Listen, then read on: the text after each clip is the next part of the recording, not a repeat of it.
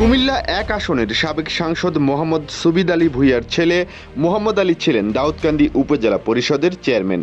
কুমিল্লা ২ আসনের সংসদ সদস্য অধ্যাপক আব্দুল মজিদের স্ত্রী রেহানা মজিদ ছিলেন হোমনা উপজেলা পরিষদের চেয়ারম্যান। কুমিল্লা ৩ আসনের সাংসদ জাহাঙ্গীর আলম সরকারের ছেলে আহসানুল আলম সরকার কিশোর ছিলেন মুরাদনগর উপজেলা পরিষদের চেয়ারম্যান। কুমিল্লা ৬ আসনের টানা ৪ বারের এমপি আকম বাহাউদ্দিনের জ্যেষ্ঠ কন্যা ডাক্তার তাহসিন বাহার সূচনা কুমিল্লা সিটি কর্পোরেশনের উপনির্বাচনের মাধ্যমে মেয়র হয়েছিলেন। বিগত সরকারের সময় এভাবেই চলছিল কুমিল্লায় পরিবারতন্ত্র। শেখ হাসিনা পদত্যাগ করে দেশ ছাড়ার সাথে সাথে সরকার পতন যেমন হয়েছে, তেমনি কুমিল্লাতেও অবসান ঘটেছে পরিবারতন্ত্রের।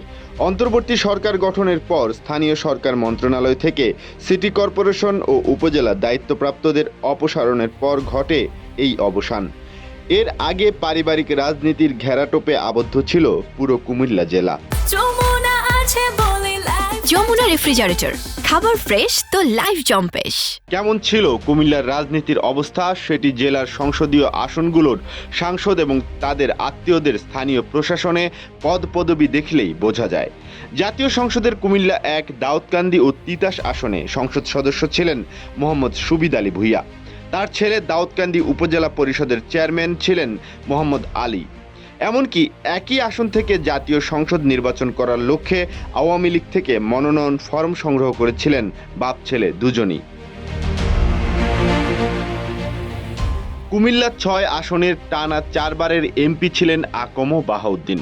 এবছরের গেল ৯ মার্চ কুমিল্লা সিটি কর্পোরেশনের উপনির্বাচনে মেয়র নির্বাচিত হন তারই জ্যেষ্ঠ কন্যা ডাক্তার তাহসিন বাহার সূচনা। কুমিল্লা ২ আসনের সংসদ সদস্য ছিলেন অধ্যাপক আব্দুল মজিদ।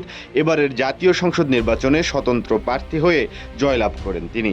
এ আসনের হোমনা উপজেলা পরিষদের চেয়ারম্যান নির্বাচিত হন তার স্ত্রী রেহানা মজিদ। কুমিল্লা ৩ আসনের সংসদ সদস্য ছিলেন জাহাঙ্গীর আলম সরকার। দ্বাদশ জাতীয় সংসদ নির্বাচনে স্বতন্ত্র প্রার্থী হয়ে জয়লাভ করেন তিনি। মুরাদনগর উপজেলা পরিষদের চেয়ারম্যান হন তারই ছেলে আহসানুল আলম সরকার কিশোর। এদিকে এবারের জাতীয় সংসদ নির্বাচনে কুমিল্লা ৪ আসনে স্বতন্ত্র প্রার্থী হয়ে জয়লাভ করেন আবুল কালাম আজাদ। পরবর্তীতে তার ছোট ভাই মামুনুর রশিদ নির্বাচিত হন দেবিদ্বার উপজেলা চেয়ারম্যান হিসেবে। ২০২০ সালে ব্রাহ্মণপাড়া উপজেলার চেয়ারম্যান আবু তাহেরের মৃত্যুর পর উপনির্বাচনে জয়ী হন এম এ জাহের। এর ৪ বছর পর জাতীয় নির্বাচনে কুমিল্লা ৫ আসনে সংসদ সদস্য হন তিনি। আর ওই ব্রাহ্মণপাড়া উপজেলার চেয়ারম্যান হন তারই ভাতিজা আবু তৈয়ব অপি। কুমিল্লার বরুড়া উপজেলা পরিষদের চেয়ারম্যান নির্বাচিত হন সাবেক স্বরাষ্ট্রমন্ত্রী আসাদুজ্জামান খান কামালের শ্যালক হামিদ লতিফ ভূঁইয়া। কুমিল্লা ৯ আসনে টানা ৪ বার সংসদ সদস্য হিসেবে নির্বাচিত হন মোহাম্মদ তাজুল ইসলাম। ছিলেন স্থানীয় সরকার মন্ত্রী। মনোহরগঞ্জ উপজেলা পরিষদের ২ মেয়াদে ভাইস চেয়ারম্যান হিসেবে ছিলেন তার ভাতিজা মোহাম্মদ আমিরুল ইসলাম। শুধু তাই নয়, তাজুল ইসলামের শ্যালক মোহাম্মদ আলী টানা ৩ বার লাকসাম উপজেলার ভাইস চেয়ারম্যান পদে ছিলেন। লালমাই উপজেলা পরিষদের চেয়ারম্যান ছিলেন সাবেক অর্থমন্ত্রী আহম মুস্তফা কামালের ভাতিজা কামরুল হাসান শাহিন। এছাড়া তার ছোট ভাই গোলাম সারোয়ার ৩ মেয়াদে দক্ষিণ উপজেলা পরিষদের চেয়ারম্যান ছিলেন। উল্লেখ্য, গত ৫ আগস্ট শেখ হাসিনার পদত্যাগ করে পালিয়ে যাবার পর থেকে পলাতক রয়েছেন এরা সবাই। আর এখন তাদের কারোরই পদপদবি না থাকায় পরিবারতন্ত্রের কালো ছায়া থেকে একরকম মুক্তি পেয়েছে কুমিল্লাবাসী।